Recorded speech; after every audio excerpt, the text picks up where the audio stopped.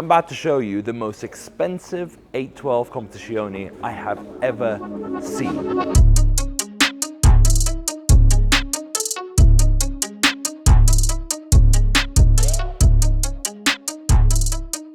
Look at this car. It's a marvel of a specification. And some of you may be thinking, what? Is this real? Is this factory? Yes, it is. This is a one of one, basically a tailor-made 812 Competizione. And it's been there, the open checkbook. Literally every option that could be ticked has been ticked. And the customization that the customer has gone through, and speaking of the customer, he's the same gentleman that we did the GT2 RS for that went absolutely viral, which we will plug up here, that you can have a watch of that, where we totally changed the interior and the exterior of the car. And now his comp is here, and look at it. Look at the specification. I mean, honestly, when I tell you, there's so much detail in this car, I really have to go through it with you, step by step. I hope the car's going to be with us for the next couple of weeks. I'm actually flying out, so I'm hoping that I will be here. If not, then Thomas will do the handover and show you exactly what's going on with the car. But just as a very high level, you've got two-tone on the exterior, you've got tinted carbon, you've got anodized parts that have never been anodized before. You've got almost like pearlescent tinted carbon on the interior, two-tone, chocolata, plus the green on the inside in terms of the Alcantara. Its specification is as long as like my arm. I'm telling you, it's phenomenal. Look at the painted shields. Anyway, so let me just tell you what we're going to be doing on this car. There's a couple of aspects that the customer wanted to do now after the car left the factory, and this is to include this plastic to be done in gloss black. So what we're going to do is we're actually going to sand down the plastic to make sure it's smooth. It's quite smooth now anyway, but I want to make sure it's 100% smooth, and then we're putting black PPF on there to make sure that's all sorted out. There's also the badges that he decided now to do in black. So the front Ferrari badge and the back is also going to be done in gloss black. So we're going to get that taken off and painted in gloss black. And essentially, the rest is perfection. Absolutely perfection. You're going to watch this video, you're going to enjoy the details. If you're a fan of the 812 Competizione, you have to watch this video. So I'll catch up with you, hopefully at the end of the video. If not, it'll be Thomas that does this. But the most expensive 812 Competizione I have ever seen. Enjoy it.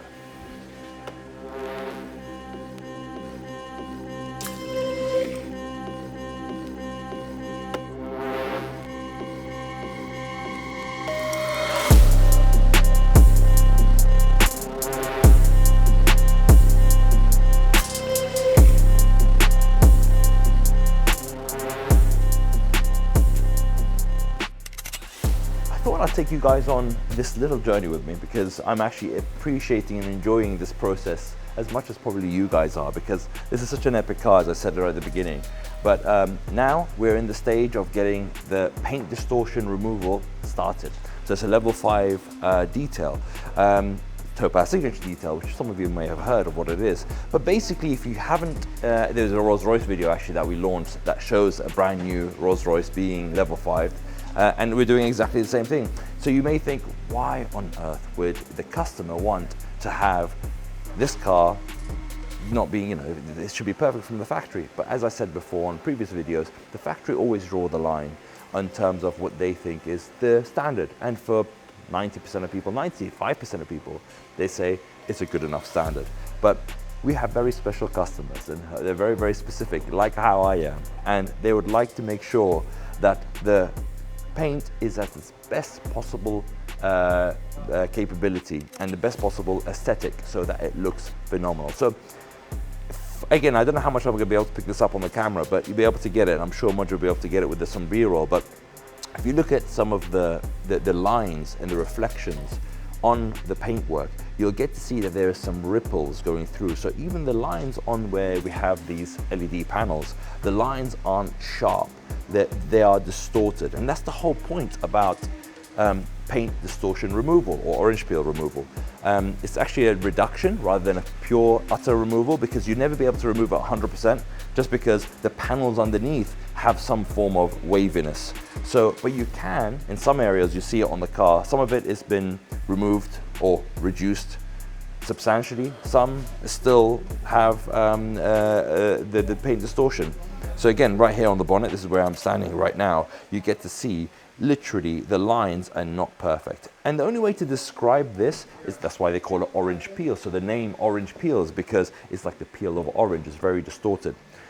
Another point to look at as well is if you see the reflections on glass. So if this glass was obviously visible right now, it's all protected because we're obviously going to be starting the process. But if you see the reflections on glass and see the reflections of these lights, you'll see it's pinpoint sharp. It's like perfectly straight. And that's what we're trying to portray onto the paintwork. Now, what's the benefit of doing that? The benefit of doing that is because once the reflection on top is perfect, then the deflection of light is done in a different way, which means that if the light source comes in, the type of depth you get from the paint underneath, the color, is on a different level. So that's why now, when I'm looking at this paint, for most people, they look at it and go, this looks fantastic, this looks great.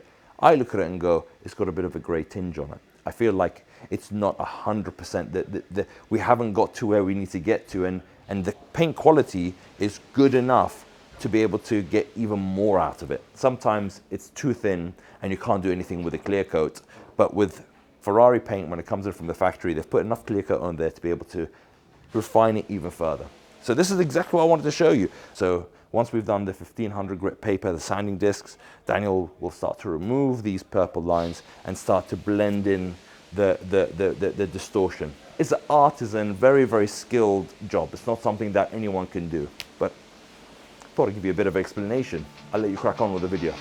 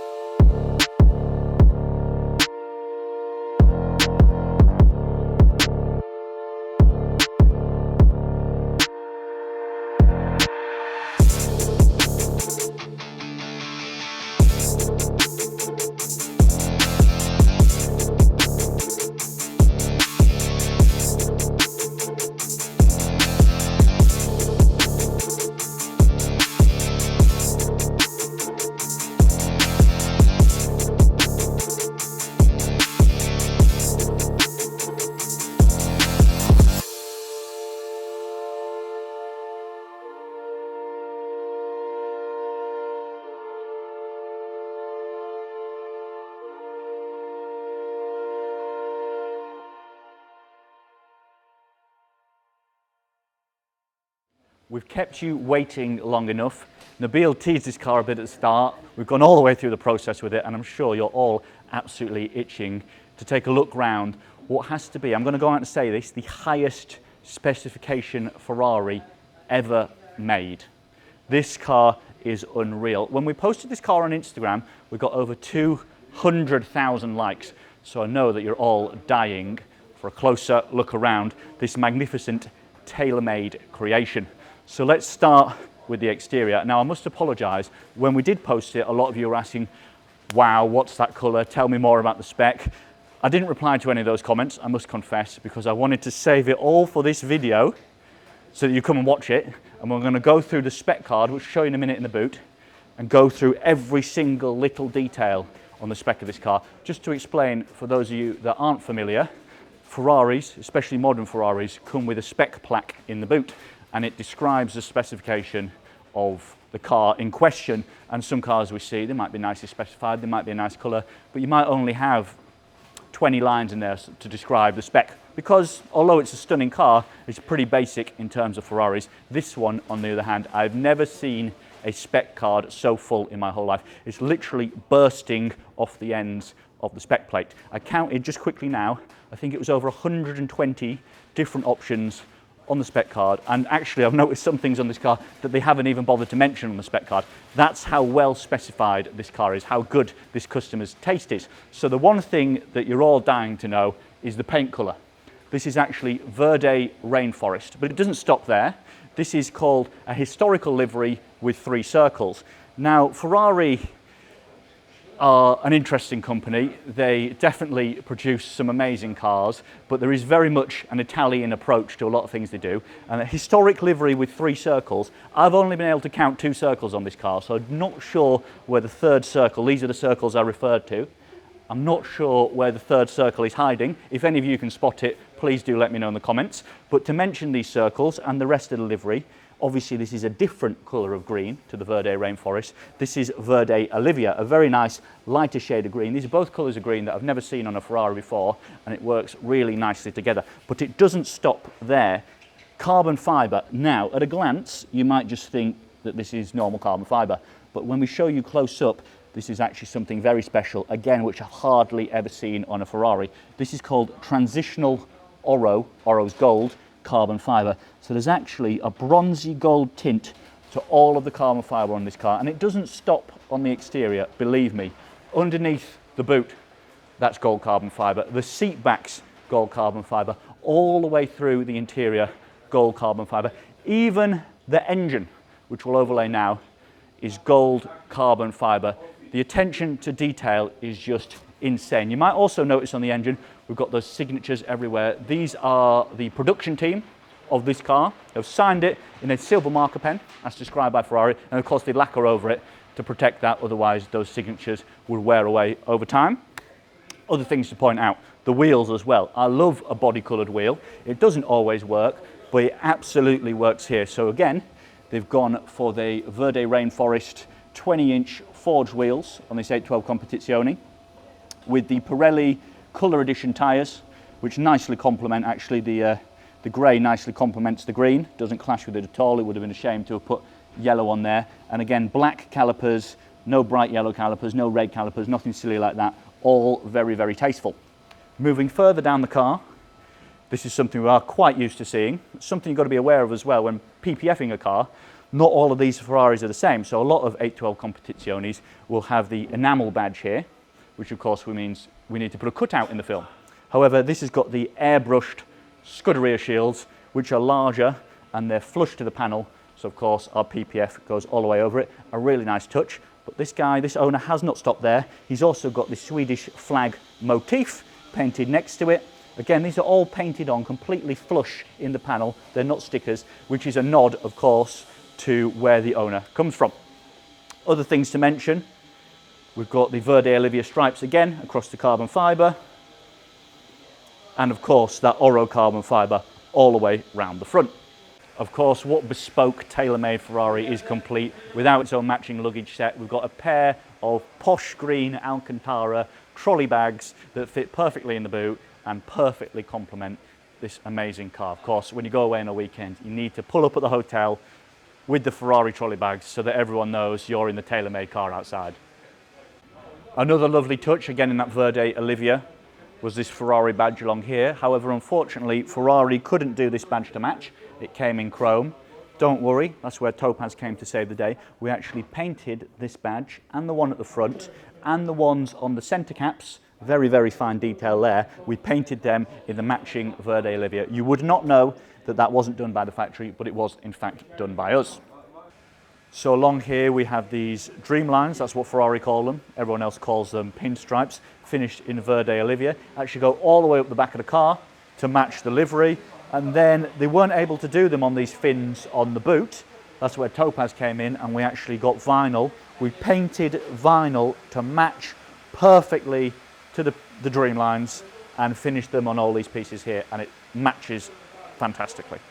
So you probably are beginning to appreciate the levels of epic on this Ferrari. As I mentioned, this is a Tailor Made Ferrari. This Ferrari's just had our level 5 detail. You've seen all the process, so you'll notice that the paint reflections are stunning. But a lot of you might be thinking, what is a Tailor Made Ferrari? Some people, there's a common misconception if it's got details like the hand-painted Scuderia shields or a colour they've never seen before or a stripe up the middle. A lot of people jump to the assumption that this car's Tailor Made, but actually, to tell the truth, Tailor Made really gets going and is often only really dictated by what's going on the inside. And believe me, the interior on this car is on another level. Approximately 1/3 of the special items on the spec were the exterior, and then 2/3, a whole 2/3 of the spec card were the interior. So you know that this is something special. Obviously, the first thing you're struck by is the contrast between the brown and the green, these lovely carbon fibre racing seats, which, by the way, have the bronze carbon fibre on the back.